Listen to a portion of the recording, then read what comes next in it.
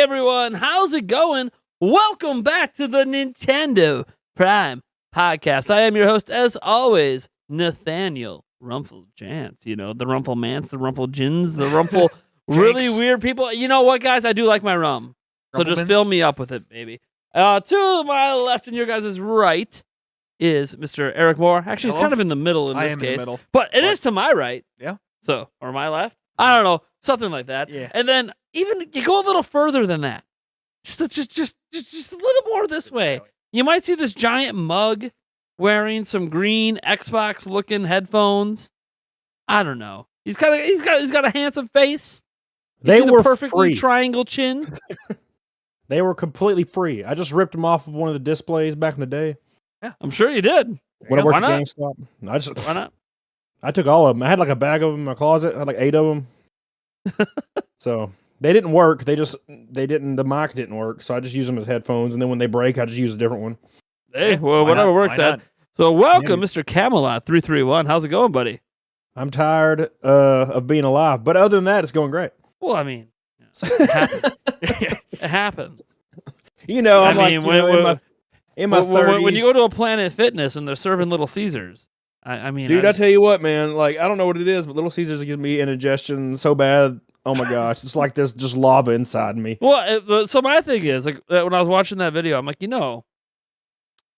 this is a workout place. Why is there pizza, dude? Because they don't want you to work out. They want you to come in there and be like, you know what? Look, this place is great. I'm gonna eat this pizza.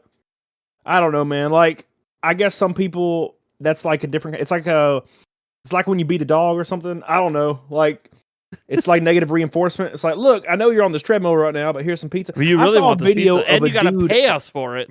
Yeah, dude. I saw a video of a dude on the treadmill eating a pizza slice while he was on the treadmill, and I'm like, that is like, dude. That is like, I can't even give a good analogy. I can't even give a good analogy. That doesn't make any sense. All I can think of is putting on the treadmill, putting a stick with the pizza slice on a string, like they did with the carrot and horses. Yeah, that's all. I mean, that'll get me to work out. Don't let him eat the some bitch. Just put it in front of him. Right. Like, no, dude. But that's what I was saying. Like, it's got to be made by some Italian guy. I don't want to be able to pronounce his last name. Because I want to eat his food. Because otherwise, I get indigestion because it's made out of like roach guts and cardboard. Yeah, something like that. Yeah, the shit they scraped out. Yeah, basically the crap that they threw. If you ever had like a chili back at school, it was always whatever crap that was left over from the last month. Oh, dude, just chuck it all in. I mean, they would have the spaghetti. Oh, spaghetti too. Sometimes, yeah. Do they still have the pizza slogan? Yes. Okay. Yeah, Little Caesars still uses pizza. Okay, I was gonna say, because otherwise, if they went away from that, when we understand, it's not really pizza. So for those of you who don't know what we're talking about, we're obviously talking about Camelot 331's latest video. He had a little trip to Planet Fitness, and it was quite an interesting one. Man, you know what? Too, like, it's like fate, because I remember sitting outside that Planet Fitness. Because I had a long drive home, and I wasn't gonna be able to hit the gym. And back then, I didn't miss the gym ever. And I was like, well, I guess I'll stop at this Planet Fitness. And I knew the horror stories, and I was like, I've heard all these crazy things about Planet Fitness. And I was like, but surely it's just it's just isolated incidents, and none of that actually happens. And 30 minutes into it, I got kicked out. And I didn't even do nothing. I did nothing. So that's awesome. I don't know. Awesome. Man. That's insane. They could tell. They could tell I had a tiny PP. They're like, I could tell his PP is tiny. He needs to be out of here right now. Well, yeah, tiny PP is a problem. Which is true. I mean, but like, you ain't gotta kick me out. That's discrimination. I'm just oh man. So how you guys doing today? Welcome back to the podcast. Was it 31? 31. I think we're at 31 right now. So that's cool. We got a few things that we might get into a little bit today. Maybe talk a little Nintendo. What a shocker this is. Nintendo Prime Podcast. It'd be kind of weird if Nintendo didn't come up at some point. So, we may be talking a little bit about maybe a new Direct, or maybe like some desires for a new Direct, because they're going to have one at some point next year, I presume. Unless Nintendo just does away with them. Dips out and says, peace. We're done. We'll see 2025. We're taking a break. Yeah, I don't know. They could. Yeah. I doubt it. They seem to have some good games coming. We'll also talk a little bit about a really interesting topic that Eric found on Reddit, of all places. Yeah. dealing with opening presents on Christmas. So that's fun. And speaking of Christmas, by the way, guys, what are we, like 2 days away? Day and a half? Not even? I don't even know. Tomorrow. Like, seriously, we got Christmas coming up here. If you guys don't celebrate that, maybe you celebrate Hanukkah, maybe you're celebrating Festivus. I have no idea. You celebrate whatever you want, or if you just hate the holidays, don't celebrate at all, that's your choice. But around here, I celebrate Christmas. So that's just me. That's my whole life. Did too much Christmas trauma in my life. I avoid it, man. Well, we celebrate around these parts, but that is okay. Let's talk a little bit. We like to start off by seeing if we've been actually playing any games lately. I don't know, like that's a thing that people do. Certainly not Camelot over there. He is more of a, more of like a thumb war kind of guy. He'd rather get down and dirty than actually like touch a controller. So. Yeah, or a mouse keyboard. I do play a lot of. I play a lot of Left 4 Dead 2, and I don't know why. Like I just play it every day, and I have for years. Left 4 Dead 2 is great. Like I just download mods. Like there's thousands of maps, and I download like a new one every other day and play through it. I don't know, something wrong with me, man. Oh, yeah, so you've been playing Left 4 Dead 2. Been playing anything else? No, gosh, I haven't played. Just Left 4 Dead. I've been wanting to play the Halo Infinite campaign, but like I just keep putting it off because it's like $60. Or have like, Game you know Pass. what? I'd rather just like play Left 4 Dead. All right, yeah, but yeah, I could get Game Pass, but also like I'm lazy. I'd have to go click on it and top stuff in. That's okay. So that's like the thing I don't want to do. I mean, you can't play the multiplayer for free at least. They're offering that. Yeah, you could. Yeah, but I'm not competitive. I'm too old now. I'm just so. Yes. So I thought I wasn't competitive anymore either, which I don't know why I ever thought that. Yeah. But like I haven't been competitive with like at a video game level in a while. Just didn't care because I know I don't play them well enough to. But legitimately, I'm in like these handful of Madden 22 leagues. I think solely because it's not because I'm having fun. I realize I still get competitive with games, and I just want to kick people's asses. And the thing is, I'm the one getting the ass whooped. So you guys can see it on twitch.tv/Untitled Prime TV. I have a money league. I stream my game there like every other day because we're required to have that stream. So there's a record of the game in case people are cheating or whatever. And dude, like I get my ass whooped like all the time. It sucks. But yet I won't quit because I'm getting my ass whooped. It's like one of those things like, no, if I'm going to keep getting my ass whooped, I got to keep going until I start whooping some ass. And I don't know if I have that capability anymore in any video game these days. No, but that's me. Like, so one of my friends got me to play Apex Legends with him, and I'm not a fan of Battle Royale. I never really have been, but I got into it for like a week. And then we started, I got to where we won a few matches, and then I was like, I don't know what else to do now. Like, I'm like, once you win in those games, I just don't understand why they keep going other than to, I guess, unlock a skin or something. And back in the Halo days, you played a match, and there was different game modes, and it was fun. You could play with your friends, and then you had like all these in-depth stats, almost like when you go into the menu in Oblivion, and you could see how many steps you walked. That was cool to reminisce on. And then they took all that out because it offended people when they had a terrible kill-death ratio. So, like, now there's no point to me. If I don't get to see my kill-death ratio, I'm angry. I want to know how bad I suck or how good I am. And you can't see that stuff anymore. Sounds like it. God, and I'm trash anyway, so it doesn't matter. Anyway, so that's all I've actually played lately, guys. I know some people are like, but Nate, I'm like, yeah, what about it? I've been busy. It's been finals while working and doing YouTube and taking care of my children. Okay? I had some shit going on. So yeah, the only game that I got in was Madden, which it almost makes me feel a little shameful.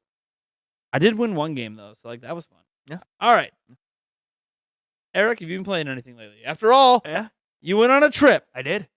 Like Dora the Explorer, you went on your favorite rocket ship. Yeah. Nah, heading over to Little Einstein's quick. Yeah, good God. Yeah, no, I made it to Bowser's level in Odyssey. Nice. So you're at the end. Yeah, sort of. Getting there. Sort of. Yeah. Because you know what's at the end, right? I haven't figured that out yet. I'm getting there. Wait, have you really gone 4 years without knowing what happens after? Yeah. My realize that I don't ever really pay attention to anything. Why do you think I don't say any shit? Oh my! Yeah, Here's living proof that you can avoid spoilers. Yes. The yes, reason you I'm saying this is because you guys all know the post game that happens afterwards. He doesn't know about any of it. Nope. Man, dude, I have to interject because this is real important. Oh my gosh! I don't even know what you guys are talking about. Yeah, So- Super Mario Odyssey. You know, Oh, old okay. game. See, now I know. I remember the trailer. Yeah, there was like I remember there was real that one people. trailer that one time. Yeah, I remember there was real people and Mario was small, and I was like, "Is he in some alternate universe?" Yeah, New Donk That's all I City, remember. baby. Yeah, You know, that's all I remember. Spandong City. Might as well just You're go right. all in. Go all in on it. Yeah, right. So So yeah, that's where I'm at. that's where you're at. That's what you've been that's playing. been playing. Cool. Yeah, an interesting mix here. Mario Odyssey, Madden, boo. Some Left 4 Dead 2. I mean, that's we're just covering the spectrum. I was waiting for like Camelot to be like, look, dude, I played this game. It's one of the most ancient games of all time. Only the true ballers play it. It's called chess. Oh, dude, that is weird as hell because I play chess like every night. Nice. So there you go. See, look at that. It's like I already knew. But it's trailer park chess. Well, So you have to get two like hookers. It's weird. Like I can't explain it very thoroughly because I don't even know the rules all the way. But you find out as you go. I don't know the rules. I just play it every day. Take a pawn, slam a beer. What is that? How that works or what? Well, it's tequila, and then you have to have two hookers or three if they're shorter than 4 Gotcha. 9. If there's a shortage, yeah. Gotcha. I'm telling you, man, That's that's pretty the weird. that's the perfect mix of games. Yeah. That's the I perfect. can never last all the way through it anyway, so it doesn't matter. Mm-hmm. I just no comment on that one. Yeah. All right, so let's briefly, as brief as it gets around these parts. I don't even know. Sometimes the briefly just ends up being the longest thing we've ever done. So, are you aware of Nintendo Directs, Mr. Camelot? Vaguely. Vaguely. It's where Nintendo Vaguely. announces games, right? Yeah. Yo, I know what it is. Yeah, I just Yep. haven't like paid attention to. Yeah, you just don't pay much. attention. Who gives a shit? Yeah. You know, I mean, my entire audience probably gives a shit, but that's okay. So Nintendo traditionally does one to start the year, and I'm curious, and I'm going to kind of curve this conversation a bit because I'm going to ask Eric a very different question about this than I'm going to ask you because obviously Eric is someone like me who pays more attention to it. Obviously, it's what we do, and then you as like the outside person. I'm going to ask you this. First off, what Nintendo games, if any, do you enjoy? Or like? Oh man. Oh gosh. So I have a Switch. I have 2 Switches, Yes. and not the ones that your grandma used on you if you got in the road when you were younger. I'm talking about like the handhelds. Yeah. And Grandma may still be pulling it on me these she was days. crazy as hell. No. But I have a Switch, and I don't play it very often. I only do when I'm on vacation, and I play strictly only Mario Kart and sometimes Smash Brothers. Okay. I already played through Breath of the Wild, of course, 100 times back when it came out, and that was it. So I At least haven't you really got Breath played of the anything Wild. else in there. Damn. Hell yeah, So- baby.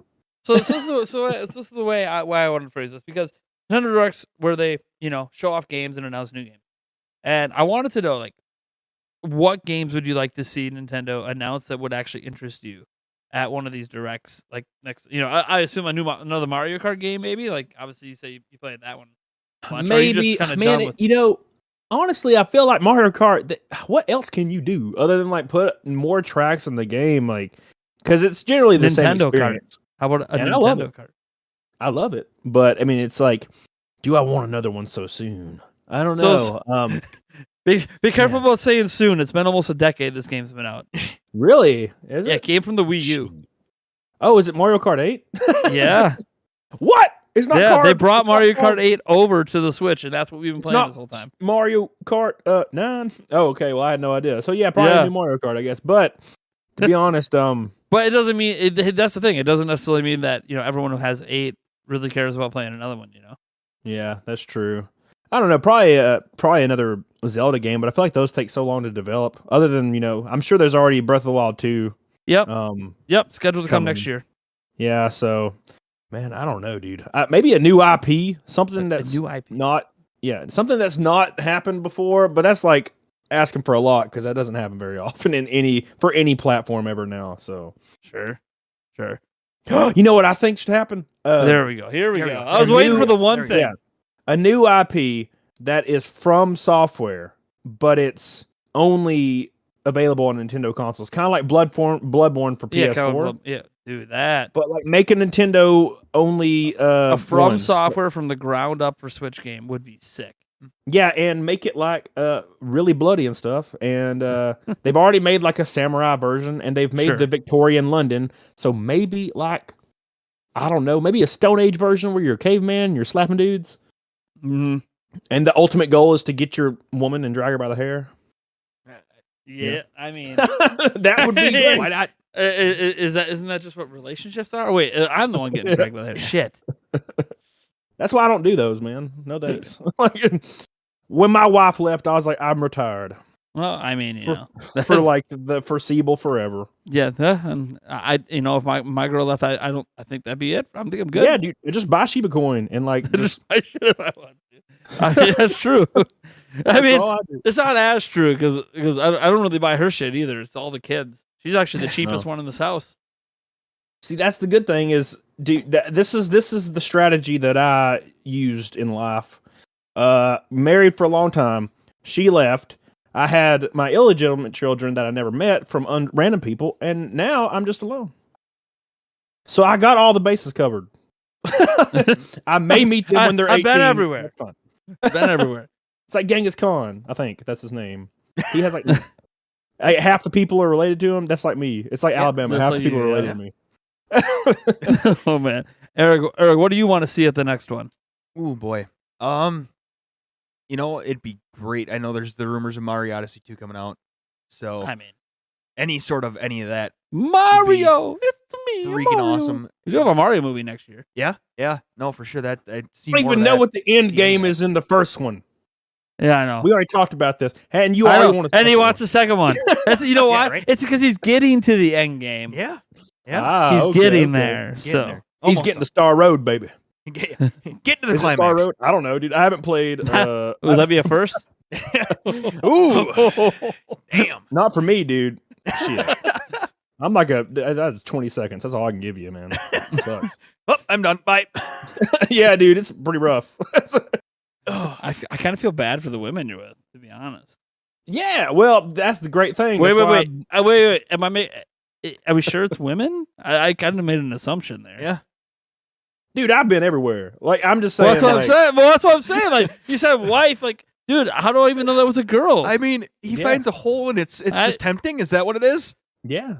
I Ladies, mean, yeah, I'm telling you what. Like, you know who he is, right? Yeah. I mean, he sees a hole. He's explored it. let's fill it. No. Dora. Oh boy. Yeah, I don't.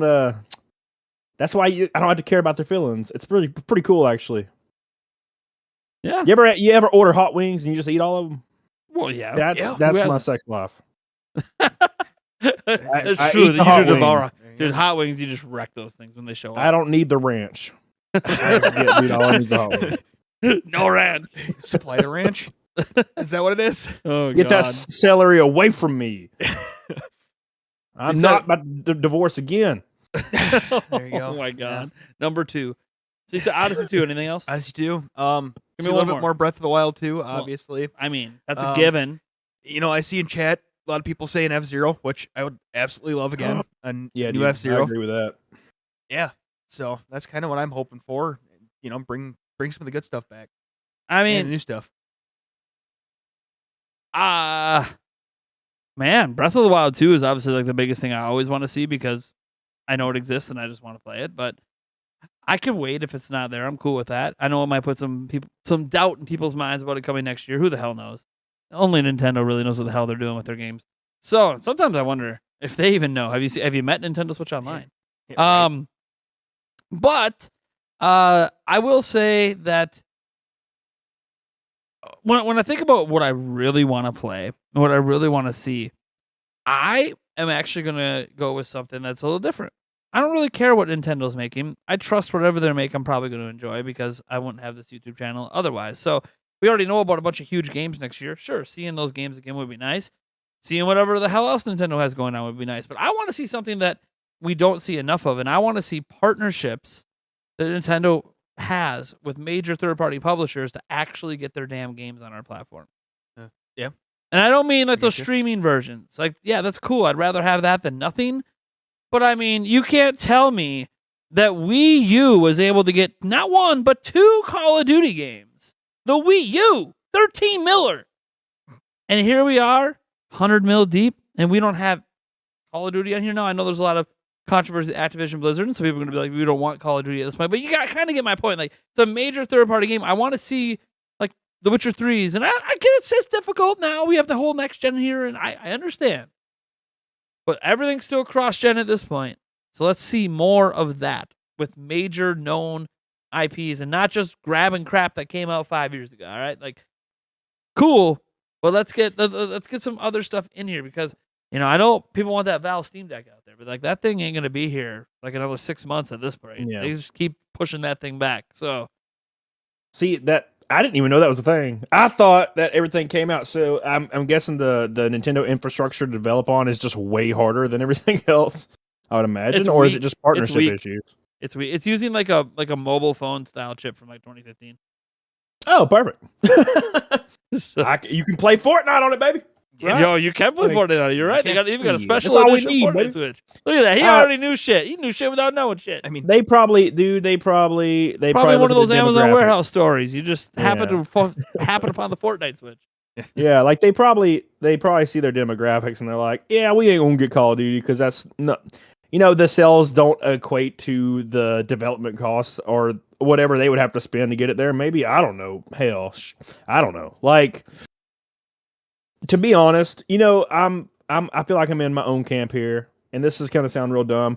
All I would ever want from Nintendo ever again is just a direct sequel, and I know it kind of already exists, but a direct sequel to Ocarina of Time, and it's like just the same exact world. Don't even add anything to it. Just make it super like high def with like Breath of the Wild style graphics, except you're still kind of short at the beginning for some reason, even though that wouldn't make sense. So you And just just want let me- Ocarina of Time remade again. Yeah, but like after you slap Ganon around. It's just the directly after that. Maybe I get to clap Zelda. I don't know. I mean, there are some things we know have happened, like after that, because like Ocarina of Time, you might not be aware, created like a 3 timeline split off of it. yeah. Actually it has a went- direct sequel in Majora's Mask, but like that's not the Yeah. same thing. A totally different world. right. So like, I hear you, man, and there is stuff that factually happened after Ocarina of Time on the timeline that led to the Wind Waker and the Great Flood. There's a lot of crap that happened in there that like we just don't have a game on. So, and that's in that Hyrule. So that would be kind of cool to just revisit that Hyrule in it with a Dude. new story. Why the hell not? Yeah.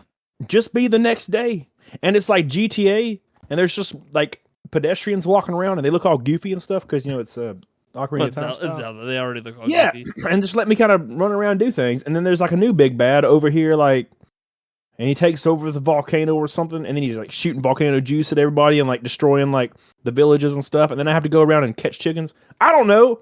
I'm just throwing it out there. Something. Yeah. Something. Something.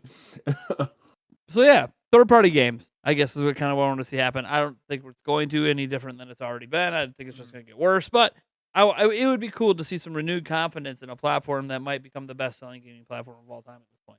Yeah. Crossed 100 mil. We'll see what happens from here. So Across 100 mil. So it came out in when? When did Switch come out? I remember 2017, beginning I was of working at 2017. GameStop when they came out. So Its 5th Yeah. anniversary is March 3rd coming up. and the PS5 came out in 2017 as well, or 2016. I can't remember. You mean When did PlayStation PS5 4? come out? Yeah, PS4 came out in 2013, didn't it? Yes. And then the PS5 came out last year. Yep. Maybe. Dude, Yep. I don't even know where I am, to be honest. Yeah. So- Yep. PS5's 2020. So there was like a 6.5, 7 year gap there. for Yeah, PlayStation because 4 and PlayStation. when the PS4 came out, dude, we had those stacked to the ceiling at GameStop, and they were wrapped up in like black shrink wrap, so you couldn't see them for some reason. I don't really understand why. I guess so the employees wouldn't steal them. I guess I don't know, Yeah, probably. but that was wild. And the Switch was the same way. We had them wrapped up in black shrink wrap. It's freaking insane. And then of course people were coming in offering thousands of dollars for them when we were sold out, and I'm like, I ain't got any. Ain't got none, son. Ain't got it. But yeah, I remember the PS4 was sold in just ass ton, and And Xbox stopped reporting sales at one point because they're like, it's not a competition. And I'm like, I don't think you'd be saying that if you were winning it. You'd be like, yeah, PS4 sucks. Burn. I mean, you're totally right. If they were Yeah. winning it, they'd be bragging. Yeah. So, and then when they moved everything to PC on Microsoft, I was like, okay, well, I don't need Xbox ever again because I have a PC. I have a 3 series graphics card. I don't have to worry about that anymore. Nice. I'm kind of more of a Sony guy, even though I don't really do anything with consoles that often anymore. I probably Switch the most just because it's sitting there. But I kind of wish Sony would just move everything to PC too. Just move everything to PC. Slowly doing it, but it's I don't have to move from my chair. They bring games from PlayStation, but they do it like 4 years after the game came out to PC. Dude, So they've been slowly doing that. Yeah, Bloodborne is one of my favorite games of all time, and I platinumed it and went through like 5 new game pluses after platinum it.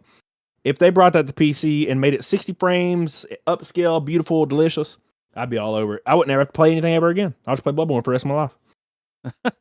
Old man. Don't even give a damn. Oh my god! All right.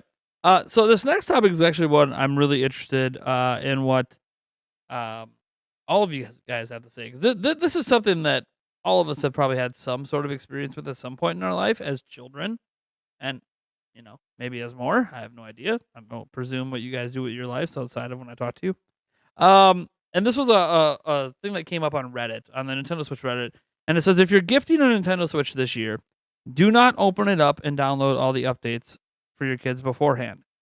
And then it says, I've seen a lot of posts spreading this idea to open the box, set up the console, download all the updates to save time on Christmas. Opening up a fresh console and doing the setup yourself is a magical experience that doesn't happen often.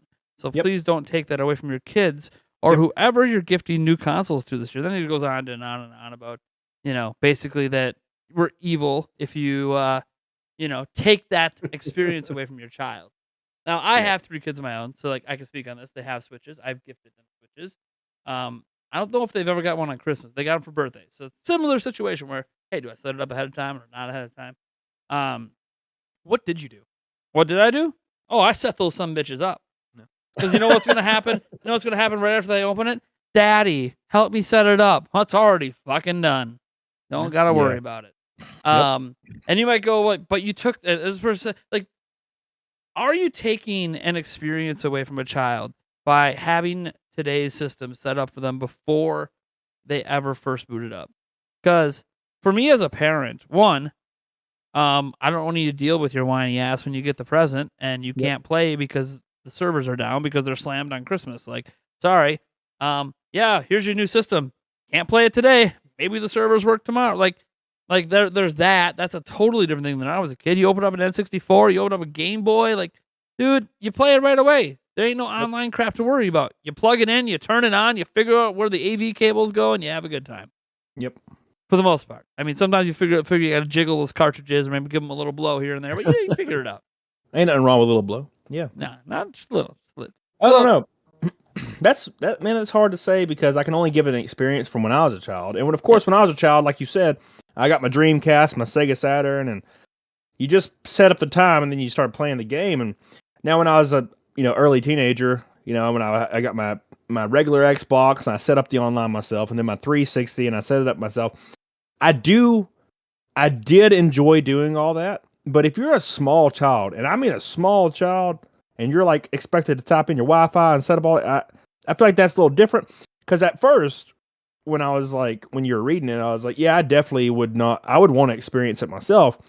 But then you gotta think of how young a child is and how setting up stuff is so much more complex. Like I remember setting up my PS5 when I got it. I was like, it was just like 30 minutes of just make sure you sign to your email, do all this, and I'm like, bruh, I just want to play some games. So it's hard for me to say. I prefer the experience, but if it's a small child, I don't think they could set it up themselves.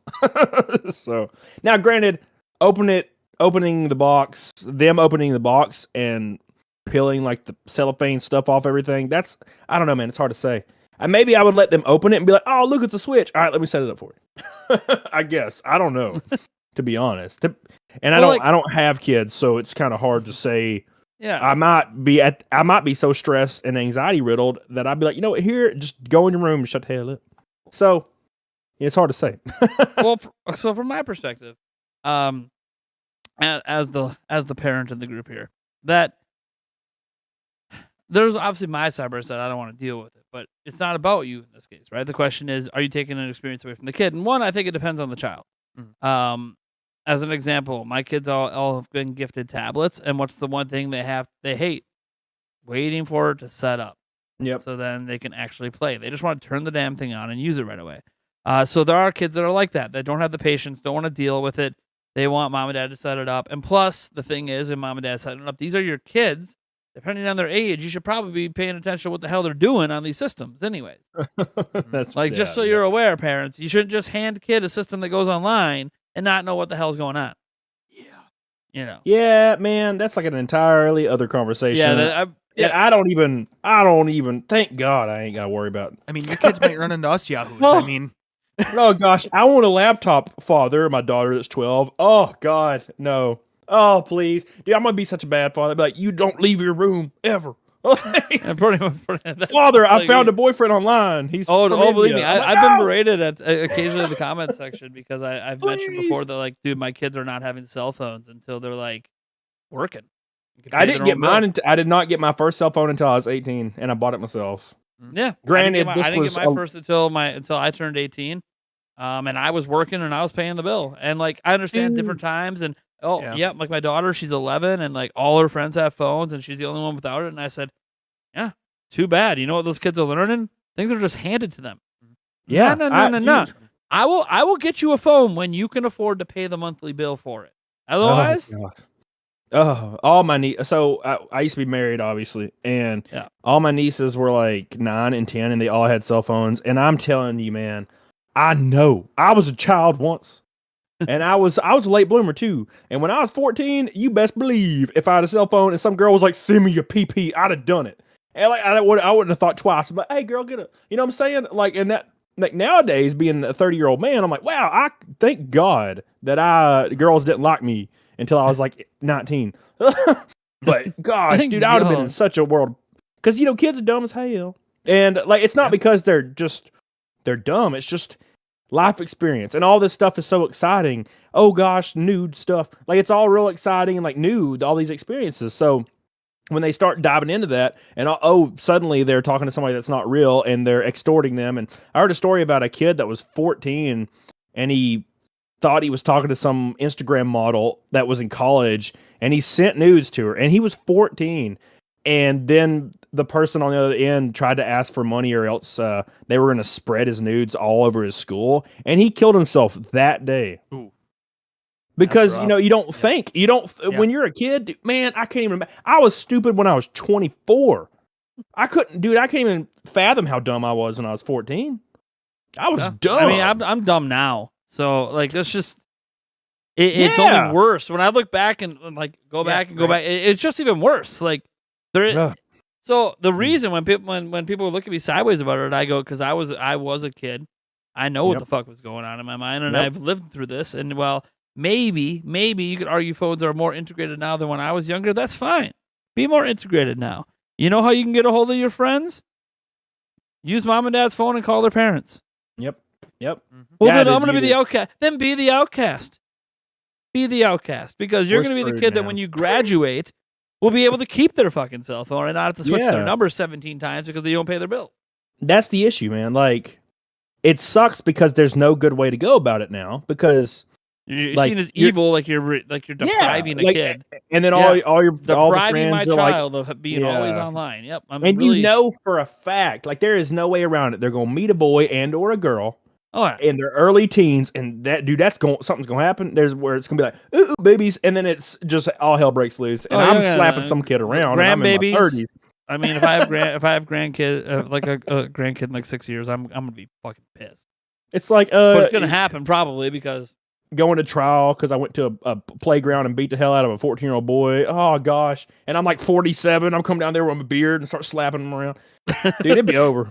Oh, dude, I don't even think about it. Like if some little 14-year-old boy like was messaging my daughter and was like, "Oh, dude, somebody's dying." Yeah, dude. That's like I don't know how I'm gonna react when I find out like some stupid shit like that's happening. I'm gonna beat his dad. I'm gonna beat his dad's ass and his ass and his mom's ass all at the same time. Send him out. Send him out. I'm gonna steal his mom. One thing, I'm still his mom, and I will be his stepfather, and then I'm gonna beat him again. All right. That's what's happening. That's how. There we go. I mean, one way or another, we get the problem dealt with. Yeah, dude. So Eric, what do you feel about this whole depriving children apparently of an experience thing? Today's experience is way different than when all of us were kids. Obviously, we've all touched on that. I mean, games nowadays, you pop it in, and there's rarely a game that you can just play right out of the box. There's a download to update. There's this to that, and even the console needs to update the second you open it out of the box. It's the time, the patience that kids have nowadays, or kids have in general. Period. It's not something that you can just They want quick drop down gratification. and play, because that's what the system's for. I mean, it's for playing games. That's what they want to do.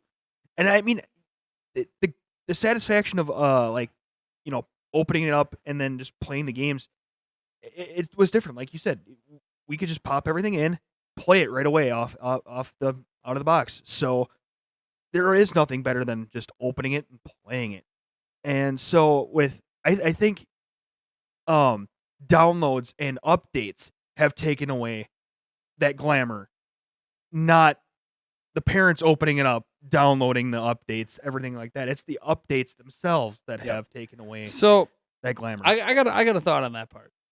I've set up a PlayStation 5, Xbox Series S and X, and Switch a bunch of times, like all the current systems, and I think that this magical feeling that people are talking about, I felt it a little the first time I booted up that PlayStation 5.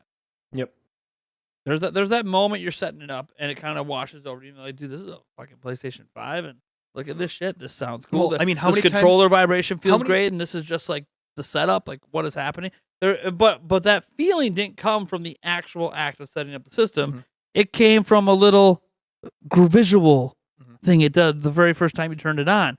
The rest of the setup process wasn't like it was exciting or fun or an experience that's worth even having. I was about ready to throw myself off the cliff when I was setting up my Well, Xbox. yeah, and the Xbox is all done through your phone to set up, and actually, now that I've done it twice, it is significantly faster than setting up the other systems the way they did it. But it's also like I've never set up a system exclusively using my phone before, so that's kind of weird. And it doesn't say on the box that you need your phone to do it, which I'm sure technically you don't. You could probably do it off a laptop, but still, it was just a really weird experience. And obviously with Switch, there is a sort of like one-time noise you hear the very first time you set up a Switch.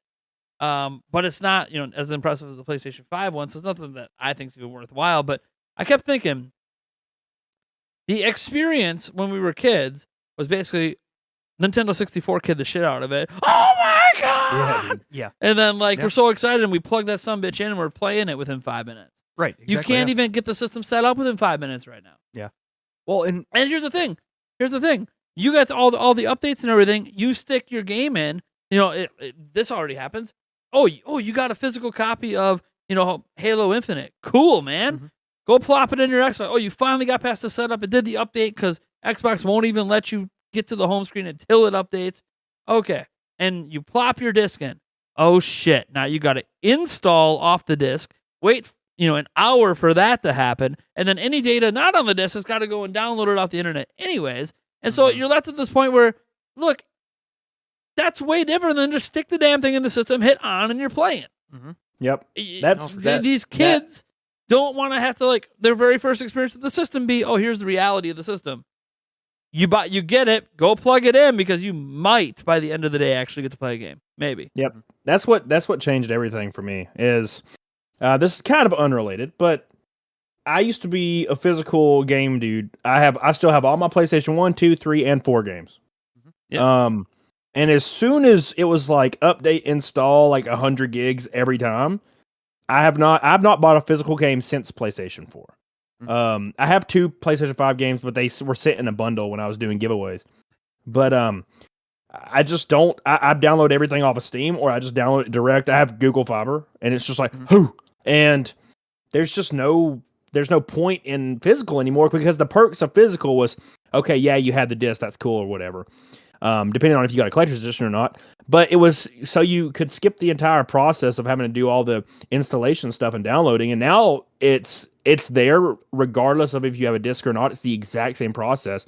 So there's no point in physical for me anymore, which is weird because I've always been so like violently like fighting for physical media, and then all of a sudden I noticed one day like I haven't bought a game in 5 years physical, and I was like, oh damn, I just noticed that. So there's they got rid of the convenience. Yeah. The only thing that's still nice is that you can resell. Okay, cool. Yep. But all those discs that you're buying, guys, is just a lock key. All the data's on your system. The disc doesn't really do anything when it's in there anymore once you install. So, and like Switch is obviously a bit counterintuitive to that. It went back to cartridges. You could just put the thing in and play. It might tell you there's an update for the game, but most games it'll say you can ignore the update and just go right in and play. So my thing is this. Nintendo, I think this topic came out because Nintendo put out a tweet like a week ago, and they basically were telling parents, hey, make sure you set up your Switches before they open them on Christmas Day, because they can guarantee, because it happens every year, our servers are going to be down. They're down every time, and your kids aren't going to get to play. And so, do it now while the servers are up, because then they can just play it right away. Sure, makes a lot of logical sense. Of course, Nintendo's going to tell you to do that. They don't want their kids having a bad experience day one with Switch. Yeah. So, like, Nintendo's encouraging you to do it. So, like, this idea of fighting back against that, here's the thing. Like, I think back when I was a kid about how magical it felt. I didn't really feel a magical feeling in terms of first time turning on a system until that PlayStation 5 thing happened. And that was like, it's like a nostalgia. It made you, like, think. The way they did that visual made you kind of think of past PlayStations, and at least it did for me. So like it was kind of like when you first turn it on, it had like that sparkly like PlayStation logo that you never see again, and then it pulsates and it's like, and you're like, oh my god, I'm going into the alternate dimension. It's a hype thing, and I don't think that even exists on the Switch thing from its initial setup. And I've set up like dozens of them. I just think that it's like.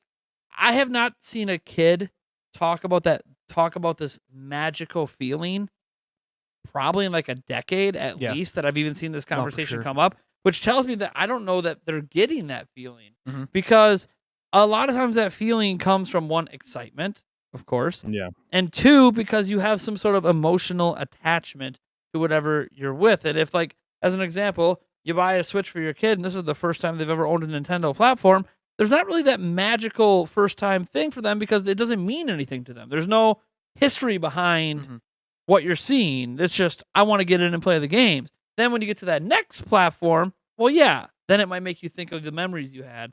Yeah. But, like would I care about that little PlayStation? Like, say I've never played a Sony platform in my life, and the first thing I get is a PlayStation 5, and they have this neat little shiny PlayStation 5 logo. What's that doing to you other than telling me, okay, it's a PlayStation 5. I know, I fucking bought it. Can I play now? Yeah. I guess you don't really remember until you're older. Like I remember, man, turning on my regular Xbox for the first time, and seeing that green, like the green weird like menu. It has little beepy noises everywhere, and like setting up Xbox Live for the first time. It was all like this weird new experience. And I played Battle.net stuff on StarCraft for years before that, but I don't know. It was just weird. And you don't think about it until way later when you kind of experience it again. On PC? So, God, that place was a mess. Yeah, right. And I know for me, part of the stuff, fun stuff of like the older consoles and stuff too, compared to nowadays, is I felt always really cool because, amongst, my, with my sister and some of my other friends, I was the one who knew how to set up. And, the Nintendo, you had to screw the cable into this end, and that cable goes into this, and then, it's like, and then all of a sudden you push the button and it works. You're like, oh my God, I'm a genius. Remind you, you're 10 years old, and, you're impressing your 8-year-old sister, but still, you feel like a badass. You feel like a Just badass. It's all right. It's all right to feel like a badass as a kid. And you Come on put now. or you put the red, yellow, and green or whatever it was, and red, yellow, and white, and nowadays it's literally HDMI cord, done. It's like there's no fun in that either. Yeah, dude, I kept that alive. Like I kept that alive when I started building my race cars. I was like, now I can just do anything. It's really weird. Like one of my friends is like, my car's not starting, and I just go out there and take the battery out and hook it up to my charger, checking tire pressures, just normal stuff.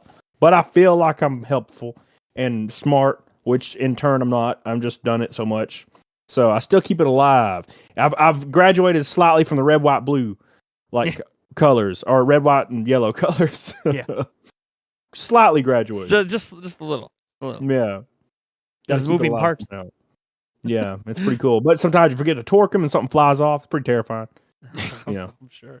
So, I don't know. Like, so for me as a parent, my perspective is I don't want to deal with the whiny fucking kids. Yeah, that makes more sense, dude. I don't even like dealing with them when they're not mine. Well, Like, they it's come like, up to me and they're grabbing at me. I'm like, nah, dude. Here's the thing. Like, I read a few comments on it, and the one I can agree with is know your kid. Like, if your kid, say you got a 14-year-old kid and you got him a Switch, and they're old enough to understand how to do all this stuff, and cool. I will say this though, even though as kids get older, it's harder and harder to really rein them in and have them follow any sort of set of rules. It just is what it is as they get older and can become teenagers. I know because I was that way. So when my kids get there, it's gonna suck. How many times did we go and work around your dad's internet lockdowns? Oh, you're grounded from the internet. Yeah, okay. Don't worry. Eric, you want to play it tonight? Yeah, right. Yeah. But so I have that parent perspective, but I also go, I think they need to just take the entire prospect of setting these systems up and fundamentally understand that it's really not that big of a deal. Yeah. Mhm. That, like, I don't think kids, and this is, again, my experience as a parent. My son, as an example, Aiden is the gamer, man. He loves PlayStation 5, loves Xbox, loves Switch. Heck, if I let him game on my PC, I haven't introduced him to PC gaming yet. He'd probably be all over that as well. Yep. And I sit there and I go, yeah, but he is into the gaming parts. He doesn't care about cool, splashy things anymore. Why? We have things like this that stimulate our children beyond belief. Yeah, dude. Mhm. And I'm not saying that, like, you guys talked earlier how I'm not going to get my kids phone, but they've experienced the phone. They know what it is. They've used it. They use tablets. Mhm. Like, it's not like they're unaware that they're so stimulated all the time that, like, the only thing I think would be really exciting to my kids at this point would be one, the first time they get a phone that's theirs, they'll get really excited. And if they're at an age where I'm okay with them setting up, where I don't feel like I need to have any sort of access to monitor what they're doing. And at what age is that? Well, 16 plus probably, even though that's the age you should monitor the most. It's also the age where you have the least amount of control over what happens anyways. And parents, in case you don't know, you can get copies of all of your children's text messages. Just call your cell phone provider, and your children, for some reason, don't realize that parents can get access to it because parents just don't do it. But hey, just so you're aware, they can provide it to you because there's a minor on your account. Yeah. Man, we grew up in a real cool time. Like, us adults, we grew up in a time where cell phones didn't exist, and then all of a sudden they existed. And, like, consoles were like, one day we were playing Mario on, like, Nintendo, and then 10 years later we were playing Halo online. And, like, we just, like, we got to experience technology closer to 1910 all the way to what we're at now. Whereas everybody that's young now, everything's already super advanced. So the next step is just them experiencing, I guess, like ultra VR for the first time. Yeah. Dude, like, I saw a car for the first time and I was like, oh my God. Like, so many things that I saw growing up. Dude, hentai. Man, I'm telling you, so many crazy things I saw growing up. And now it's just like I guess that sparkle crazy moment's just not there anymore because, like you said, I see babies all the time that can barely fathom what's happening around them. They have a tablet in front of them. Mhm. Yeah. And they're just like poking at it. And I'm like, and like the parents are like, yeah, they know how to get to their YouTube channel and watch all their favorite videos. And I'm just like, what? Right. Man, dude, I remember when I turned on dial up for the first time and I heard it go, boop, boop, boop, boop, boop, boop, right. and I was Oh, like, yeah. oh my God. Yeah. Yeah. Felt like I was I mean, traveling through space. Well, that's the way I'm saying. Like, I don't know that these experiences that a lot of us today think are cool and get us all excited matter as much to today's kids. Because not just mine. I've worked, at the YMCA doing after-school programs with elementary kids, and like none of them give a crap about that. They'll talk about games, they'll talk about this and that, but nobody's really caring about the first time they boot up a device. They just want the fucking device and move on with their day because they're used to being around this shit. Yeah, I was gonna say all the technology time. Technology has been around their whole entire life. Like, we grew up in a time when we didn't have all this shit. There wasn't a screen around us 24/7, 365. We didn't know what internet was for the longest of time because people didn't have it.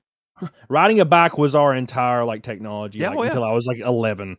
And then it was like, oh, hell, Sega Genesis. Oh, my gosh, Xbox, what the hell? PlayStation 1? Like, it was... Put it this way, guys. When I was born, okay, they had just transitioned from record players to cassette tapes to listen to music. Do you even know what a fucking cassette tape is? Yeah, right. I mean, you don't even know what a CD is. So, like, it's not that I'm blaming the youth. No, you know what you absolutely. grow up with, but you grow up around Yeah. so much stimulation that to me, it feels like, do you really care? And I think this might be a good question because the problem is, like, if I put a poll up on my channel, my primary audience is 25 plus, so it's gonna be all in the age range anyways that are gonna be like, oh yeah, they should experience it because I think it's really cool. Yeah. But like, I want the opinion of the children that are trying it for the first time, where they go, "Oh yeah, that boot up. That's what got me excited." Or were they actually just excited when they first started to use it? I mean, to a certain extent, it's just another piece of technology that they're getting. They've been there, done that. There's also a brand loyalty, I think, too. Yeah. I guarantee you, like, there are people that are super big Apple fans that the first time they turn on a brand new iPhone and they see the Apple logo, they get really excited, even though nothing's happening. It's the same Apple logo that pops up every time you turn your phone on. But because it's the first time on a new phone, because they're such a mega fan of the brand. And I think that plays a role in some of that as well. Like, if you have a kid who's been playing, he's like 14 and he's played, the Wii U hardcore. He was playing 3DS hardcore, DS, whatever. And he's done multiple Nintendo systems. It might actually be a cooler experience for them because, like, they'll have a grander appreciation for the brand or fanboyism for the brand, whichever way you want to call it. So I think there's just a lot of factors that could play a role in it. I could just tell you, as a parent of children ages 6, 8, and 11, because that's my experience, they just want to fucking play. They will be pissed if they get a new thing and can't use it the same day they got it. Yeah, see how I initially thought when this discussion started. I was like, yeah, they probably would. I would like to set it up, and like I've completely changed my opinion because I realize that technology is so accessible, and it's been there since before they were born, and like they just jump in and they're playing Apex Legends and stuff. Did you happen to have PlayStation 5 or Xbox on launch day? Yeah, I had both. Yeah, do you remember some of the frustrations with all the server shit in the first couple of days because all the people trying to I just remember turning the PS5 on. The Xbox I didn't turn on for a while, but the PS5 I turned on immediately, and I don't remember it being too rough. But then again, I just wanted to play Demon Souls anyway, and I didn't think about it for like 2 days. I don't think I could play it for like 2 days though, from what I remember. Yeah. So, like that's the thing. That was like the very first experience. Is nope, still can't play. Still waiting for it to install, download. Still waiting. Like, so I guess my point with that was just, this is also something that we already know happens when you get a present around a certain time. Yeah. As adults, I think that, like that thread, I think is very well-meaning and very much thinking of how they feel when they turn on devices or what they remember when they were kids. Yeah. And so there's nothing wrong with that approach. I also wonder, though, like, was this wrote by someone who is a parent, or was this written by someone who is not? Because I feel like there's a totally different perspective, potentially from both ways. Because as a parent, you know your kids, and you know you ain't fucking waiting. Yeah, You just do it. I don't, especially with how technology is now and how kids are now. I remember I was somewhere a few years ago, and of course, like we talked about earlier, all the nephews and nieces got like brand new phones, and they were all 10, and that's what they got for Christmas was phones. No. And yeah, I remember I was sitting there, and I didn't even know these little dudes, and I was sitting there setting up 2 of their phones, and they didn't because they had no idea. And doing it beforehand, would probably be better because you can like, here's your phone, it's already got Fortnite on it, enjoy, because that's all you play for some reason. So Yeah. And again, this is also what I tell parents. I'm sorry if your kid is basically under the age of 15, probably under the age of 16, because that's at least in the U.S. when they can have a driver's license and leave your house without you knowing. Legally, anyways. So if they're 15 and under, I'm sorry, you should have something set up with all of their devices that's only going to be there if you set it up, that you know what the fuck they're doing on those devices. You don't need to 100%. spy. You don't need to spy on everything. You don't need to see the pic of their penis they're sending out to some girlfriend. You don't need to see that, but like you need to know, like, hey, are they visiting sketchy sites for maybe not porn? If that is something that bothers you, fine. You can go there with your child. I would say if you catch them doing it and you tell them not to do it, they're just going to do it more. So like, don't have to be cool with it, but at least try to understand what it's like to be a horny teenager, because we've all been horny teenagers, I hope. So maybe some people haven't. I don't know. But I look at it as, just from a parenting perspective, like, I'm going to put the parental control app on the Switch. I'm not really limiting much. It's just if you go to attempt to purchase a game, I want to know. I want it to ping my phone and let me, hey, this person's trying to purchase something, because you don't got your own money. So how the hell are you doing that? And then 2, I want to know, hey, if you're trying to download a game that's above a certain age rating, I just like to know what it is, and I'll decide for you if that game is all right. Because I'm in tune with gaming and know what the fuck's going on. So I'm not going to be one of those parents that's like, oh, I just can't let you play anything above this rating. And I'm also not going to be one of those parents that goes, oh, I don't pay attention to anything my kid does. Oh, the GameStop employee told me that this game is, literally rated AO because it's got nudity. Yeah, well, you know what?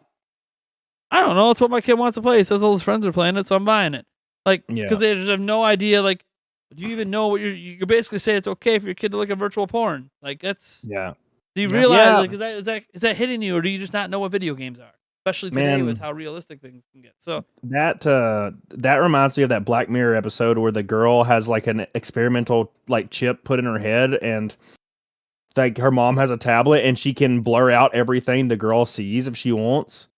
And she like put it away for 10 years and then opened it one time when her daughter left, and she was like 16, and she turned it on and she was like having sex in a van, and she started freaking out. And I'm like, man, when I was a teenager, I did some real dumb stuff, and I snuck out and I was trying to hang out with girls. And it's like, I appreciated my privacy at that time. If my parents would have known, they would have wanted to chop my head off. And I've told them the stories by now. But like, do I want, like, there's a part of me that wants to know what's going on, but there's also a part of me that's like, every kid goes through this like awkward growing up, like coming of age, like deal. And do I want to make myself involved in that? And I don't really know the answer to that, and it makes me scared of ever going. So this is what I say. I'm not saying I want to be involved. I just want to know. I want to know, not because I'm worried of that anything bad's going to happen, but just so I'm aware and I'm not blindsided by something the child got into. Maybe turns out my kid's been fucking smoking pot for 6 months at fucking age 13, and I would kind of like to know that's fucking happening. And we'll have a talk about that and figure out what to do about it. Like, I don't want to like be blindsided that my kid fucking started then, and because it's illegal in my state, somehow because he was doing it then got into other drugs, and before I know it gets it was just pot at 13 and it's fucking meth by the time he's 19. Like, I would like to be more aware of what happened that led to that. So maybe if it's going down that path, I could do something about it, or at least encourage it to go in a different direction. Like, I don't want to be one of those parents that loses their kids because they're just not paying fucking attention to what the fuck's going on. And I know it's very hard to do that because of shit like this. That's my plan. If and when I go down that road, I think I'll encourage communication as much as possible and try to not get involved as much as possible, because I'm gonna be honest, like I'll fly off the handle. And if I see like if I got a notification that my daughter sent a booby pic to somebody and she's 14, somebody's dying, and I don't really want to know about that because then somebody dies and then I'm in jail. So I'm like, you know what, maybe encourage communication, like, and be like, look, tell me. I mean, you could also encourage anger management class for you. Maybe. Yeah. So that isn't your instant react. Like, here's the thing. Dude, Here's the thing. I think back. I know the dumb shit I was doing when I was a kid. So yeah, it's gonna happen with my kids too. They're gonna do this dumb shit, and I'm gonna be super chill about it. Look, I ain't gonna get fucking pissed at you because my daughter is messaging some fucking tool off in college that can't get fucking laid there and is preying on fucking teenage girls that just started getting boobies. Like, all right, cool. Like, I'm not gonna be cool with that, but I can understand the appeal. I was messaging older women when I was in fucking high school, so hey, you know what? I get it. Like, I've been there. I'm not gonna get pissed at her for it, even if I'm pissed at the guy who's knowingly like, this is clearly 1,000% against the law. I don't know what the fuck you're doing. I'm not even talking about like she's 14 and he's 17 or 16 and 19. No. Like, dude, we're talking. The guy's fucking 22 and my kid's fucking 14. Yeah, No. You're praying. You're praying. Every one of my female friends, every one of them told me that when they were like 13, 14, they were dating like 28-year-olds. Somebody would die, 100%. Yeah. So like, I'd be pissed about that, but also it'd be one of those situations where I would maybe try to set things in motion where instead of me doing something about it, the person just gets busted by the cops, and then it had nothing to do with me because my daughter had no idea that I fucking read her text message that she fucking sent to that guy. The thing is, like, it sounds creepy. Yep. It sounds creepy when you say like, "Oh, you're gonna read your kids' text messages." I'm like, look, I don't give a shit 99% of the time what the fuck my kids are talking about or what they're doing. But it's also one of those. I think the number. I don't want. Okay, I'm trying to do the impossible, right? I'm trying to be the parent that knows everything going on with their kid and can literally say that because I don't have to talk to my kid to find out. They don't have to tell me. They can't hide it from me. They're talking to their friends about it on the phone. I'm going to fucking know about it. Yeah. So on one hand, there's, I want to be on top of that. And that sounds creepy because most parents that do that start to crack down and go crazy and do stupid shit. But I'm going to be like that parent I'm trying to be that parent that just knows everything, but then chooses not to inject myself into their lives in that way. Because hell, if my parents did that, I would have been fucking pissed. So I'd like to think I can know that, oh my God, my daughter is talking about hooking up with this fucking 25-year-old. And not put myself in the situation where I'm going to kill him, but maybe move things in a situation where he just kind of accidentally gets discovered in a different way because I'm good with technology that way and don't got to worry about it. Let things take their course before the hanky-panky happens. Like, my thing is, if they're, I don't care how much my kids can distrust me all they want. If I gave you a device and you still live in my roof, I know everywhere that device has been and where it's going. This is what it is. You're driving my car that I bought. Guess what? Yeah, I got a fucking GPS tracker in that fucking car. I know where you're taking it.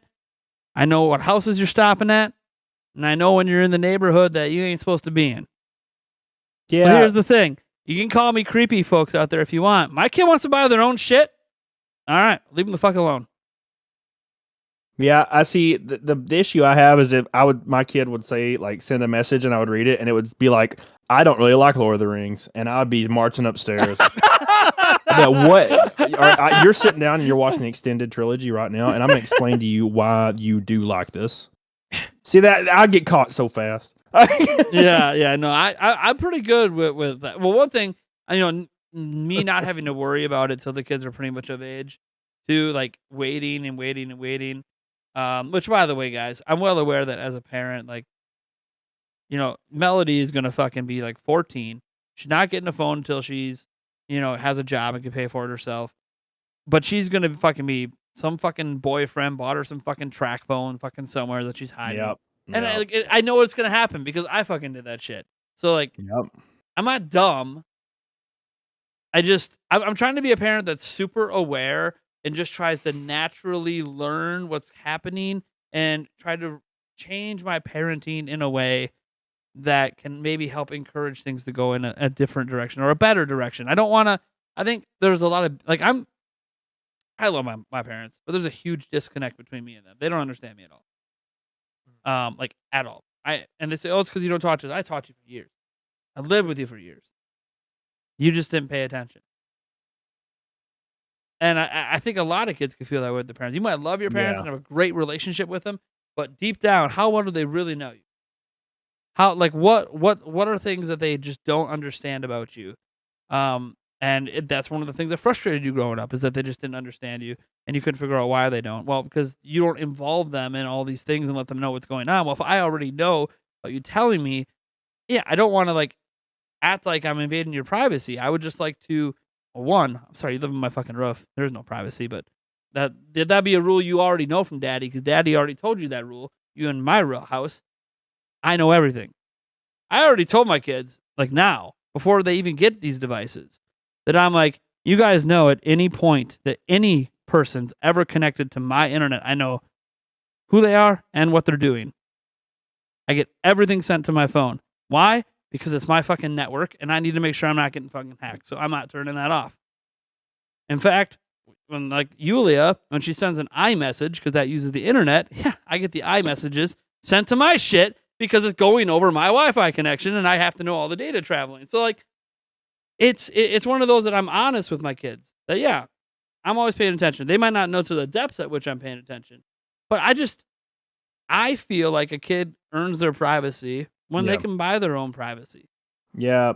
See, I guess that's how I was brought up. Like my parents, I was always super open with them.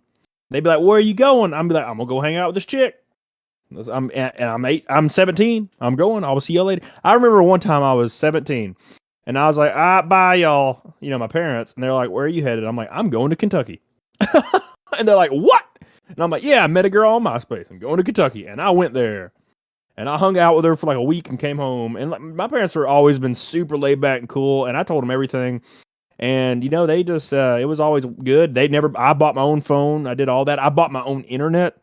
I was like, "Can we get Comcast? Because I want to play Halo." And they were like, "Nope, unless you pay for it." So I paid for it. I got a job at Piggly Wiggly. I paid for the internet. So me and my parents have always been pretty close. I told them everything, and I still tell them everything. I was telling my dad about my latest Tinder escapades a few years ago. Well, the thing is, told like, him everything.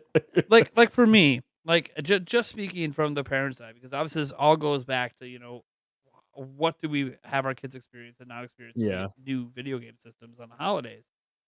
To me, I just go, I think, and maybe I'm overcorrecting with my children, I guess I'll find out, that there's a lot of parents that just don't keep tabs on things with their kids and give them freedom and give them privacy and just give. And these children never learn how to earn any of it. Mm-hmm.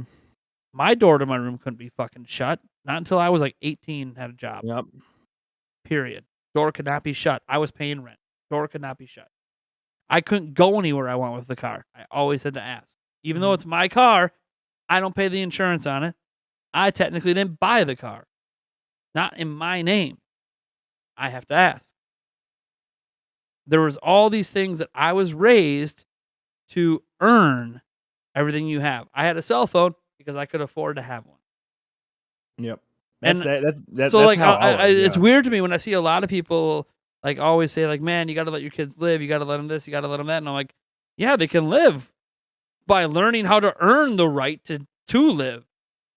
Like I don't want to just give and give and give and give and leave them alone and let them, you know, go on this journey of self-discovery. You're right. They got their whole goddamn lives to go on that journey of self-discovery. Let me tell you, you ain't going on your journey of self-discovery during high school.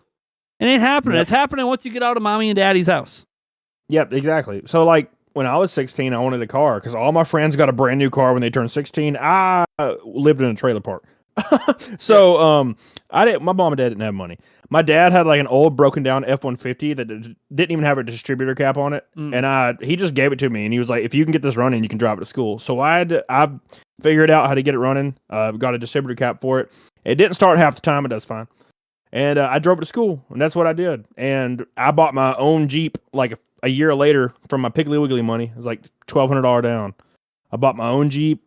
Bought another car when I was 18, and I was working full time at this point for forever. At GameStop, I was already a manager at GameStop and working full time. So, and then I moved out, and then I bought my house. So I think that's a good thing to instill, because my dad, he was like, here's a truck that doesn't run. And that was pretty much my first experience, was like, here's a truck that don't run, enjoy. And I had to get it running. And then that was it. And then when I moved out, I had to pay my own bills. And I've never really known anything else. So yeah, just giving them stuff, just giving them like, here's a brand new phone, 11-year-old, and here's a brand new car. I just don't. Now, granted, if I become a millionaire one day, which is the ultimate goal, let's be honest, I might get my kid like a brand new car. I don't know. It's hard to say, man. Like, because it's hard to know when you have a ton of money that it's like, how do I not do that? He might rebel. He might rebel and kill me. And it might totally backfire and just be like all the other rich kids. It's like, Dad, you have a Ferrari in the garage. You best get me like a Kia or something. Like, you know what I'm saying? Like, I don't know. At that point, you might. I'm hoping, even if I had money, my response would be like, look, dude, you can have a Maserati, you can have a fucking Bentley. I don't care. You can have whatever you want. Yeah. But you're gonna be paying me, depending on the car and how much it costs, $300, $400, $500 a month in car payments. Just so yeah. That's the thing is, maybe be like, hey, if you have to get a job and pay the payments, and then pay the initial like down so they can have the car, because they ain't got no damn credit. See, and jokes on them. And jokes on them, because if I'm rich, I don't have any payments. You're just paying me back for what I already paid. Exactly. Just pay cash and be like, all right, give me money. Yeah, you're just paying me back what I already paid. Oh, you wrecked the car. Ain't that a damn shame? Well, who gets that weird. insurance It money? won't start. You paid off. It's like just doesn't start one day. 1% of it. So that's how much insurance money you get back. I get all the rest. Yeah, I found out they did something wrong, and I just like take off the positive battery terminal, and they don't know because they're dumb. No, I see, but my kid's gonna be working with me in my garage all the time, probably, so he'll know that immediately. Yeah, you got to do something real cool, like unplug the fuse for the fuel pump. Oh God. So one topic here I just kind of want to slip in here. We're going to get things kind of wrapped up. Is obviously it's the holiday time, and I don't know why this debate comes up like every year. Die Hard's a fucking Christmas movie. Can we just get that out of the way? Yeah, dude, I'm literally, when I get off stream, I'm going to watch it. Like, I'm sorry, guys. You could say, okay, yeah, Die Hard 2, 3, okay, the rest. Don't call those Christmas movies. That's just the franchise continuing. But the OG, yeah.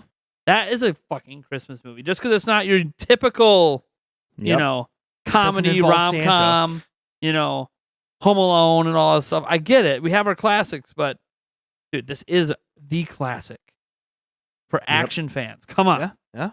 Yep. And, like, I easily, like, no one can tell me it's not.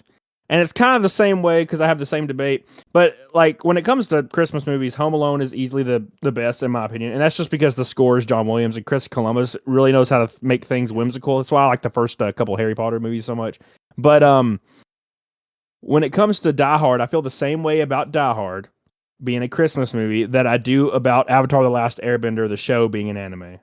I feel like it is, and I don't care what anybody says. Dude, I love Avatar. Nice.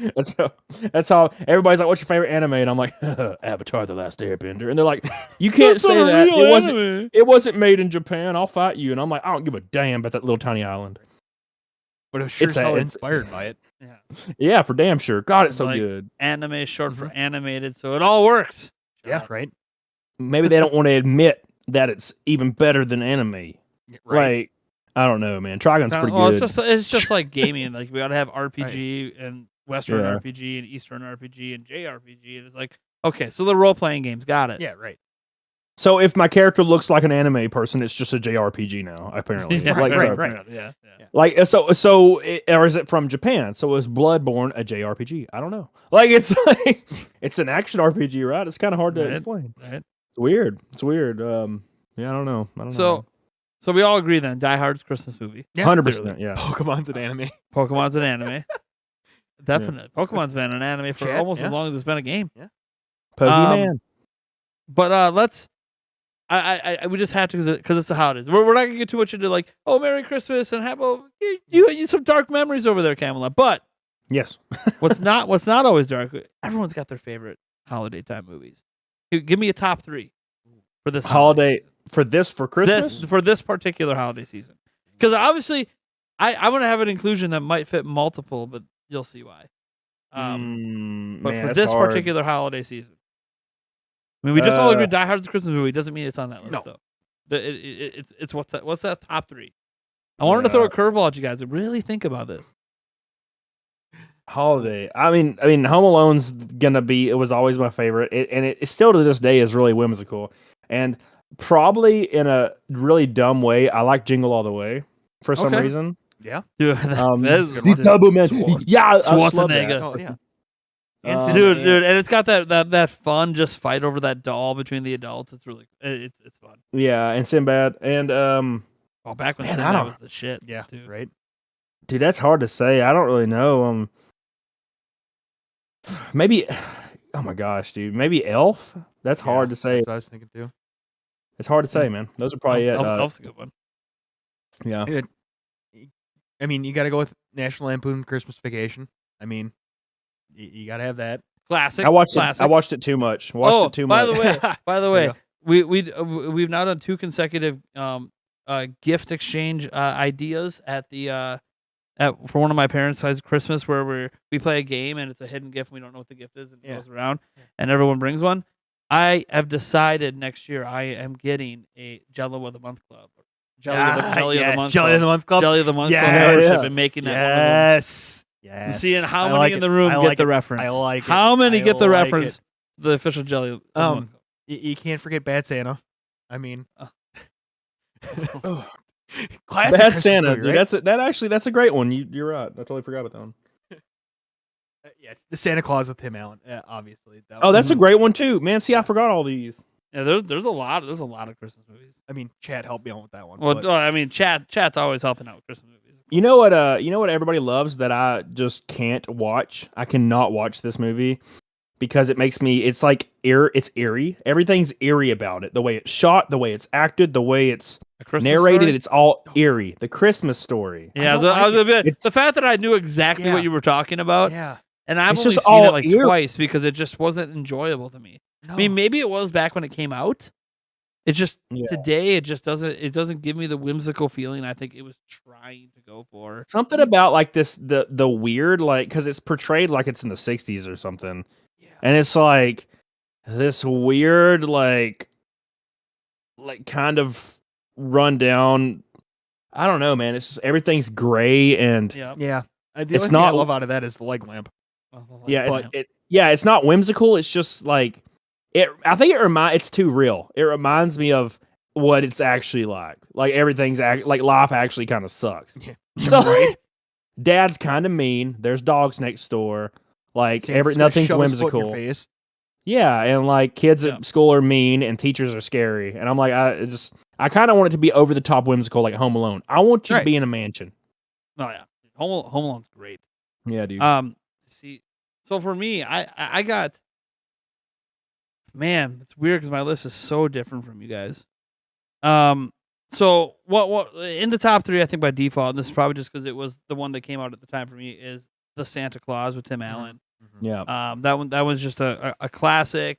I'll never forget the Denny scene at the beginning and Santa falling off the roof and Bernard's fucking Yeah. sweet. Mhm. Like, dude, I love that movie. And for my children, they've seen it, but to them, they're more. They saw Christmas Chronicles on Netflix first, so for them, they actually prefer that one over Santa Claus. And that's Is that the one with Kurt Russell? Yes. Yeah, There's I two of watched them. that recently and I kind of liked it. The first one. Yeah, anyway. they're not bad. So for them, like they saw that one first, so to them, that's like their Santa's real story. Okay, cool. Yeah. That's fine. And then besides that, this is one that I think covers multiple holidays, but it's a damn Christmas movie. I'm telling you guys, just because it's also another holiday as well. Nightmare Before Christmas. Oh yeah, I don't know what it is I mean, when it comes to I Henry always watch it the Selick first and- time around Halloween, of course, Yeah. but it's definitely a Christmas movie. Like totally, it Man. has Santa Claus in it. He gets captured. He's one of like the main parts of the story. I hold the weird unpopular opinion that everything Henry Selick does is unsettling, and I have to be in a mood for it, like Coraline and stuff. Yeah. I just have to be in a mood for like the Henry Selick claymation stuff, and it's just I don't know. I think That's I like prefer the only one I Corpse's- like. Of the Corpse's claymation. Bride is the one I like You like prefer. You like Corpse's Yeah. Bride? Yeah, that Yeah. one's okay. I don't know why, because it's like dead stuff. And then I also like I like Coraline, but I have to be in the mood for it. And something about Nightmare Before Christmas, I just don't feel like it's Henry Selick's best work at all. And I feel like it just overshadows a lot of things. So I always for some odd reason, subconsciously boycott it, even though I don't not enjoy it. It's just like, man, there's so much other great things out there. Like Coraline. God, that's a masterpiece. And it's still, I can't watch it because it's like, unless I'm in the right mood for it. Because it's kind of weird. I get you. So, yeah, I don't know. I do like Nightmare Before Christmas, but again, I have not watched it in like 5 years because I've kind of like always see it and I'm just like, I don't watch it. Yeah, I've been trying to get my kids into it and it's just not working. Oh, My fiance there's was no here. way. She'd There's no way. be strangling me. So I have to give an honorable mention because her all time. This isn't just her Christmas. This is like her favorite movie of all time. Is The Grinch. Oh yeah, The one with Jim Carrey or the The original? Jim Carrey version. Yeah. I think it's actually I think Jim Carrey and the studio did a pretty fantastic job. Like, it's as good as they could have done, in my opinion. So yeah, It's way better I than need Cat in to the Hat. That's I need to watch The Grinch because I haven't watched it in a long time. I watched Home Alone 2, and Elf like every year. And I watched Santa Claus the other night with Tim Allen, but that's all I've really watched. So I need to get on the train and start watching more stuff. Because of course, Die Hard. Yulia will get.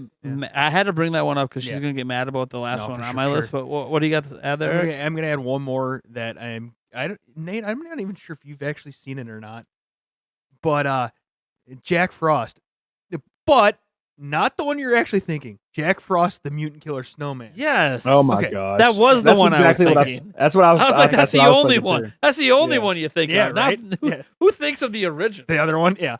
No, Jack Frost, the Mutant Killer Snowman. That is it's a freaking great movie. I honestly thought I hadn't seen that. I don't remember. Just because we didn't want, I watch movies without you, right? Fair enough. Oh my god. Have you seen that one, K1? Yes. I've seen that one, the original, and that one reminded me when you were just talking about it is the ones that I can't remember what it's called. It's where Jack Frost is like a kid and then he dies and he becomes Jack Frost, a god. And then he like meets Santa and Santa's Russian. Do you remember what that's called? No. It's called that. Maybe it's called like something Chronicles, the like Spiderwick Chronicles or something. I don't remember what it's called. It's called something like that. It was cool. And I want to give a shout out to at least one animated one because none of us have really brought up any animated ones. And this is because this would also make my kids' list because they literally watch it every year. And no, guys, it's not Frozen. Promise, it's not that. They haven't actually watched that in a while. The Polar Express. Mm-hmm. Yeah. Oh, see, I've never seen that. And my kids watch that every year, and it's actually a pretty good movie. Rise of the Guardians in the chat. Yes, there you go. That's the movie I'm talking about, and it is animated, by the way. Yeah, it's a great movie. But so the last one on my list, I guess I'm doing all these honorable mentions because there's so many good ones that for sure. just keep popping up, and I'm like, no, it's still not in there. And this is actually, it surprised me. This one made my list. It was the first thing that popped in my mind when we started talking about this, so that's how I know it belongs. But I had to look it up just to make sure I got the name right because it's a more recent movie. The Office Christmas Party. The Office Christmas Party. Oh, I don't even know what that is. The Office. Or it's it is wait, no, it is it's Office Christmas Party. Okay. Yeah. It's got TJ Miller in it. Okay. Yeah. And it's it's more recent, It's not super old. I think 2016 it looks at says. Oh, yeah. I love that movie, and it has become, since it came out, something I watch every single year. I've never seen it, and I like TJ Miller a lot. It is hilarious. It is actually really good. It is stupidly hilarious. And for me, it takes a lot for like a more modern film like that to stand out, and that one just it got in there, and every year I just can't help it. I got to watch it. It's almost like. Guys, to describe it because it's a raunchy comedy and all that, it's like a really raunchy rom-com thing. It's really fucked up, but really funny.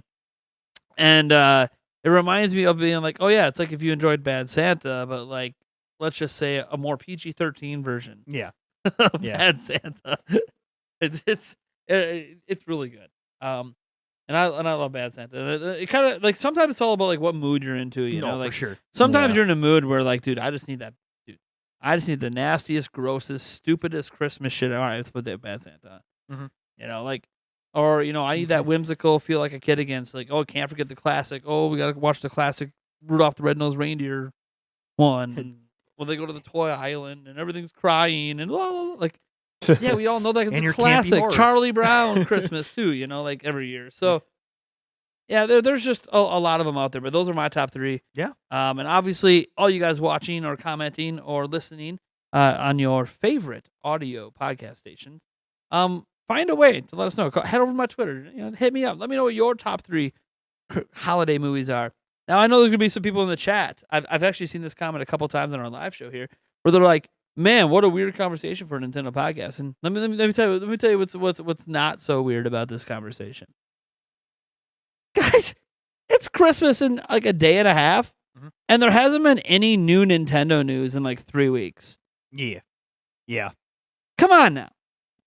Like, we just had this conversation. You guys remember the conversation that we had with Tim Geddes a couple episodes ago, where he's like, yeah, we just don't have a Nintendo podcast because we just don't have enough crap to talk about every week. Well, there hasn't been crap to really talk about in a few weeks, and we're just kind of making it up as we go. Pulling it out of our ass. Like, you guys are like, oh, yeah, you're talking about rumors. Are you talking about this? Yeah, because there is fucking nothing else to talk about. What do you want me to do? I can't make like, okay, yeah, here's some news. Here's what we could have dedicated this to. Nintendo did a really shitty thing, and their emulator for Nintendo Switch Online N64 thing has a built-in feature in it that can crash and destroy your save files. Is that what you want to hear? Oh, shit. You want us to talk about that? Or you want us to talk about how a guy went into the Paper Mario recent release and added a line of code in that fucks with the frame rate on the final, or one of the, not the final, but one of the final boss fights, which fucks up the game and can cause it to crash, which triggers this bug, and it was manually entered in on this version by a paid Nintendo employee? We could talk about that shit if you want. Jesus. And you might as well go, yeah, we'd love for you to rant about that. And to that I say, why the fuck do you have the online expansion pack in the first place? Didn't I tell you that shit fucking sucked like a month ago? 2 months ago? What the fuck are you doing anyways? You shouldn't even care about it because you shouldn't have wasted your money. Yeah. Speak with your damn wallets. You want shit to be better. Like, I'm sorry. We could have made that a big topic today. But it's like, dude, you want shit to get better, just fucking stop paying for it. Yeah. Yep. Vote for your There's no, Vote with your there's no wallet, man. conversation to have. You want to make a difference, stop buying it. That's the only thing Nintendo's going to care about. Yep. I agree. All right. You guys can go find Mr. Camelot 331 pretty much everywhere as Camelot 331. You just type Camelot 331 in Google and it's just, boy, maybe don't go to the images section. You might have to make sure your 18 plus filters turned on. Just say. Just Too say, many penises. You know, let's just say there might be some peepees out there. Some of those old high school peepees coming back. That's for damn sure. Anyways, you can go check them out on YouTube at Camelot 331. You want to tell these people what kind of we went a little bit earlier over some of your content. You want to like just tell the audience what kind of videos you make, because very, very different from my channel, guys. Not a gaming news channel or anything like that. Doesn't even talk a lot of gaming. Talks a lot of other stuff though. He has a big background, obviously from GameStop. That's why that's always been kind of how he kind of got going, was his experiences at GameStop. But yeah, it's unusual. I just made a video one day, and here I am. So, never expected this to happen. But no, I just cover a lot of retail issues with what people are going through, whether it's negative and or illegal. People send me messages, and so I kind of like go down the rabbit hole and investigate these things. And also, a lot of my videos are just personal, about me personally. Like the one today, it was just me going to Planet Fitness for the first time and kind of talking about how that went. And that's kind of generally where my stuff goes, is just kind of telling stories about my personal experiences, and also using my personal experiences to kind of react and talk about what's happening right now. Because I believe workers' rights are nowhere near where they need to be. And some people think that if you talk about workers' rights in any kind of negative fashion, then you're like supportive of some kind of overarching tyrannical government. And I don't feel like that's the case. I feel like it's not going to change the government to give people 2 weeks off a year for paid vacation. I don't understand that. Stuff like that. Now, I believe people should be paid, a fair wage for where they live. It doesn't have to be a federal minimum or something like that. Just, like where I live, $11 an hour would be a lot. I live in Alabama. So I feel like people should be paid their worth, and I feel like that's correcting itself right now with the free market, because no one wants to work. So, because why would you want to work for $7 an hour somewhere? So That's generally what my channel is about. Just covering those topics, covering things that happen that shouldn't happen, like Amazon, like the tornado that happened at Amazon recently, where people got killed because they asked to leave and they had 20 minutes. And they already had a warning before then. And most of them lived within 15 minutes. They could have all been home and they would be alive today, but Amazon would not let them leave. And a lot of people were like, well, it's more dangerous to go out in a tornado. And I'm like, you can say that all you want, but they would all be alive today. And they wanted to leave, and Amazon wouldn't let them. Therefore, Amazon's responsible, in my opinion. So that's kind of what I talk about. Stuff like that. And also, I just stream and talk about nothing. So my channel is really kind of all over the place. Oh, yeah, and I race. Like race cars for some reason. Yeah, NASCAR car. Yeah. That's on there. I don't know why, but it's there. So one of my passions. So that's it. There you go, guys. That's a little preview. If you found him interesting here, you'll definitely find him interesting over there. Let me tell you. Yeah. I've been hooked ever since the early GameStop. I mean, come on, guys. If people talk about GameStop, it's usually not a good thing they're talking about. Just so you're aware. Yeah. No. So yeah, it was easy for him to get some early attention by shitting on company that everyone likes to shit on anyways. It'd be kind of like if I made a career, like instead of us being Nintendo Prime, let's just be like fuck Kotaku Prime. And literally just bitch about Kotaku every other fucking day. We'd probably be massive right now, to be honest. People like to be like piss at things and then have reasons to actually be pissed about it. Yeah, and when you I worked at GameStop for 11 years in every position you can imagine. And so everything that would happen, I had a lot of insight in. And especially in my district, everything, dude, I saw something illegal every day from like my leadership. Something like they were not supposed to do legally, and they would just do it.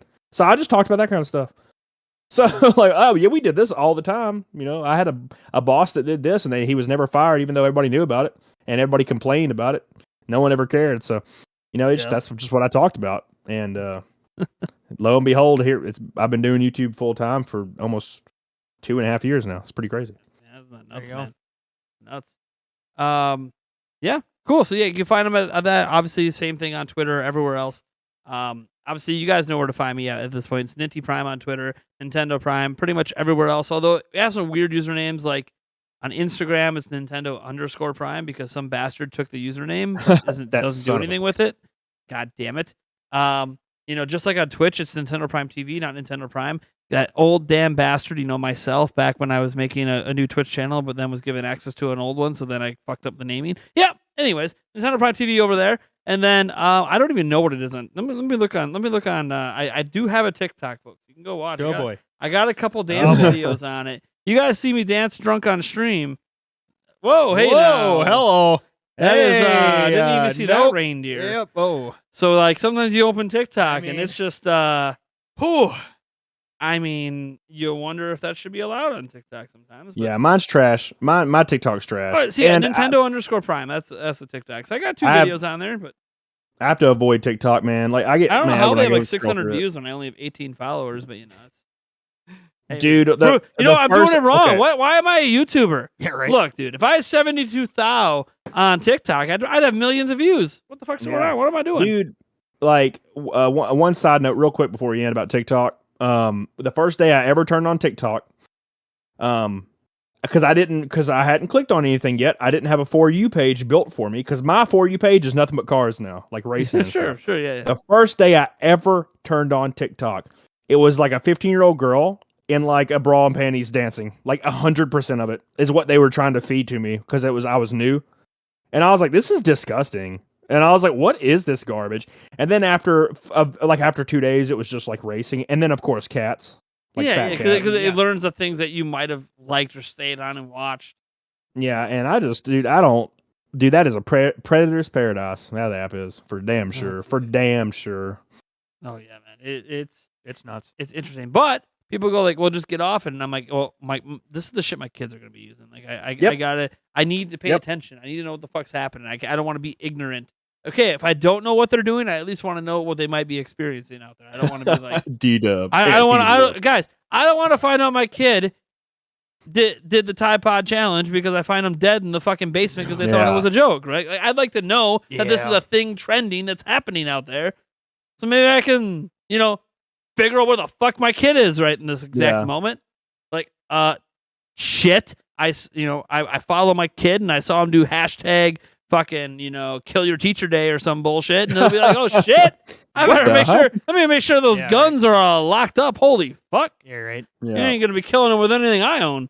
Those knives are going to be fucking melted down and turned into a new set of stairs or something. The whole house is going to be changed to locks and you ain't going to be coming back in for a while. Like, shit, I want to know if my kid that's going to be doing that shit. I'd like to know. Anyways, thank you guys all for tuning in. Hopefully you guys enjoyed this episode. It was really nice having Kamala through. I'm bringing a totally different vibe to the show. It's always nice. I love the different vibes. This is why I like getting the wide variety, I guess. Get something a little different. See, we basically brought a guy on that barely plays Nintendo on a Nintendo podcast. Why? Because it just made sense, right? Yep. I agree. Totally. We'll have to do it. Made so much sense. We'll do it again sometime. Hell yeah. All right, guys. Well, thanks for everyone for tuning in, and we'll catch you